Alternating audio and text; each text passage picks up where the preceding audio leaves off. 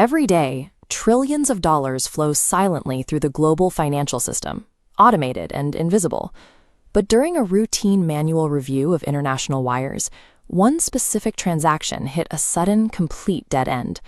A $20 million transfer was moving across the globe, and it fell to Deutsche Bank, acting as a routing bank, to process it. The massive sum was directed towards what appeared to be a non-governmental organization located in Sri Lanka, registered under the name Shalika Fandation. But whoever typed out the transfer instructions made a mistake. Instead of spelling foundation correctly, it was spelled with an A, Fandation. That minor discrepancy caught an analyst's eye. Investigators immediately started looking into this foundation and quickly realized the Sri Lankan charity did not actually exist. That single spelling mistake triggered an immediate freeze on the transfer. As authorities pulled at the thread of that typo, they exposed a massive, highly coordinated theft already in progress. That stalled $20 million wire was one of 35 separate transfer requests being pushed through the system in a single batch. The perpetrators were draining an account belonging to the Central Bank of Bangladesh, which is held at the U.S. Federal Reserve Bank of New York. This chart maps the attempted theft. Starting with that $20 million anomaly, the remaining 34 requests totaled nearly $1 billion. Before the spelling error was noticed, 4 transfers cleared the system. $81 million detached from the total and exited the Federal Reserve. That cash vanished straight into offshore accounts in the Philippines without triggering a single automated security alarm. This left investigators with a glaring question. How did an invisible entity compromise the most secure banking network on the planet and walk out with millions in total silence? Determining how the attackers gained initial access to the system required tracing the breach back to the bank's headquarters in Dhaka. The attackers didn't use brute force. They managed to steal valid employee credentials, logging directly into the bank's highly restricted messaging network. This access compromised the SWIFT network, the digital backbone that global financial institutions rely on to authenticate and authorize the movement of money across borders. Beyond the software, the hackers had to neutralize a physical failsafe, an automated printer at the Bangladesh bank that produces paper logs of all SWIFT traffic in real time. To keep the printer quiet, the attackers deployed custom malware. It was specifically coded to alter the SWIFT software locally and feed doctored confirmation messages straight to the printing tray. When the physical printer eventually jammed and stopped working normally, the bank engineers assumed it was a standard hardware glitch and left it unfixed for days.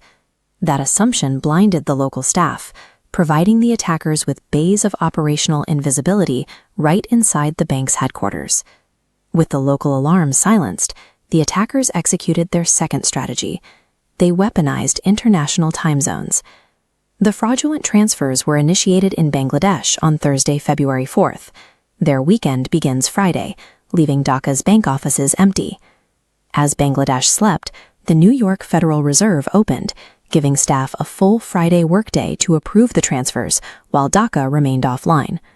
Once approved, the funds were routed to their final destination, specific accounts waiting in the Philippines. The money arrived on Monday, February 8th.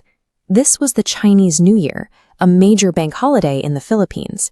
The local banks were closed. Synchronizing this attack across these 3 distinct time zones and regional holidays created a perfect 5-day blind spot with zero institutional oversight.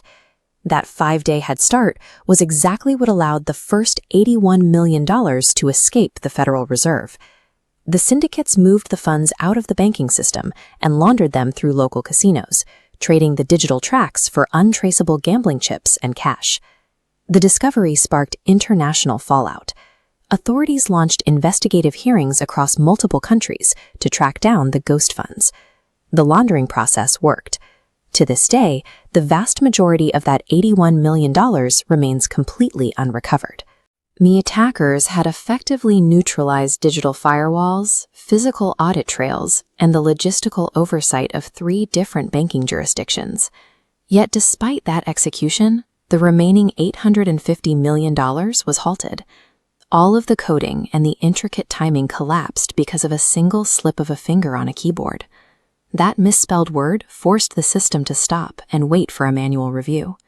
It broke the automated chain of theft just in time. We rely on billion-dollar digital firewalls and high-level encryption to protect our assets, but the ultimate systemic wildcard remains human behavior. A billion-dollar operation, coordinated across 3 time zones and dozens of compromised accounts, was ultimately undone by the accidental press of the A key. Like, share, and comment. Subscribe.